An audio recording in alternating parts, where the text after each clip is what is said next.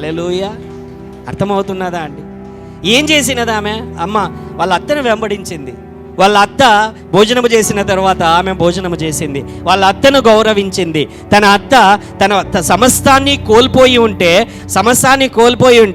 అత్తను వెంబడించింది. సమస్తాన్ని నేను కోల్పోవలసి వస్తుంది, ఒక కొత్త జీవితం ఆమెకు ఉన్నది అని తెలిసినా ఏం చేసినదంటే ఆమె, లేదు అత్త నిన్నే వెంబడిస్తా, నీ దేవుణ్ణే నేను వెంబడిస్తా, నీ ప్రజలే నా ప్రజలు, నీ జనులే నా జనులు, నీ దేవుడే నా దేవుడు అని వెళ్ళి ఆమె పొలములో ఆ దినములలో ఏరుకుంటూ ఉంటున్నది. ఆ పనులన్నింటినీ ఏరుకుంటూ ఉన్నటువంటి సమయంలో బోయాజు అనేటువంటి ఒక బంధువుడు, ఆమెకు తెలియదు ఆమె కానీ బంధువుడు, అతడు వచ్చి ఆమెకు సహాయం చేస్తాడు.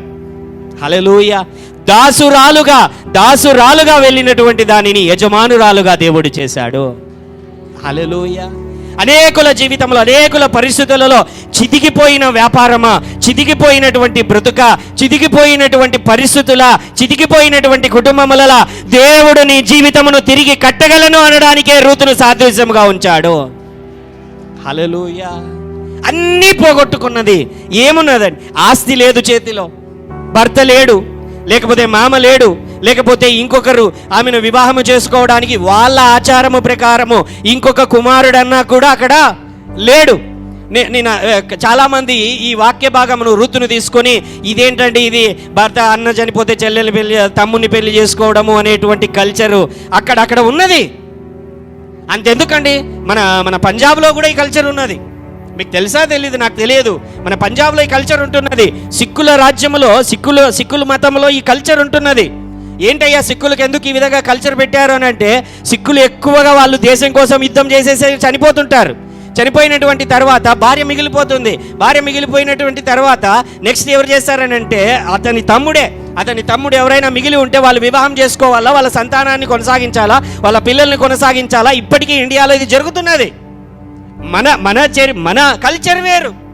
కల్చర్ వేరు, కానీ బైబిల్లో అలాగుంటున్నది. లోకంలో ఉన్నటువంటి వారికి బైబిల్లో ఉన్నటువంటి కొన్ని పరిస్థితులను తీసుకొని వచ్చి ఈ బైబిల్ ఏంటి ఈ విధంగా చెబుతున్నది అనేటువంటి మాటలు అంటున్నారు, కానీ అలాగా కాదు. Hallelujah. Still it is in the Punjab. లేకపోతే ఆ సిక్కుల రాజ్యం, సిక్కుల వాళ్ళ కల్చర్లో ఉంటున్నటువంటి మాటలు ఇవి. మీకు తెలియకపోతే గూగుల్లో మీరు సెర్చ్ చేయండి, తెలుస్తుంది మీకు. హల్లెలూయా. చితికిపోయినటువంటి ఎందుకు అని అడిగాను.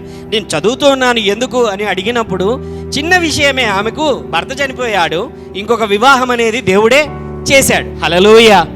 ఆ పరిస్థితులలో ఎందుకనంటే చితికిపోయిన బ్రతుకులు, పరిస్థితులు అన్నింటినీ చక్కబరచగలిగినటువంటి వాడే మన దేవుడు. హల్లెలూయా. తన జీవితమనే దేవుడు మార్చేశాడు. అటువంటి పరిస్థితులలో ఉంటున్న జీవితములను దేవుడు నమ్ము, నీ జీవితమును కూడా ఆయన మార్చగలడు.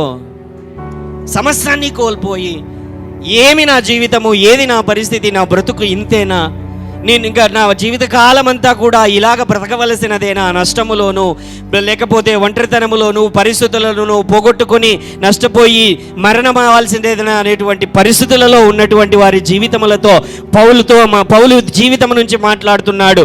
రూతు జీవితం నుంచి దేవుడు మాట్లాడుతున్నాడు. తిరిగి కట్టుటకు దేవుడు సామర్థ్యము కలిగిన వాడు. హల్లెలూయా. హల్లెలూయా.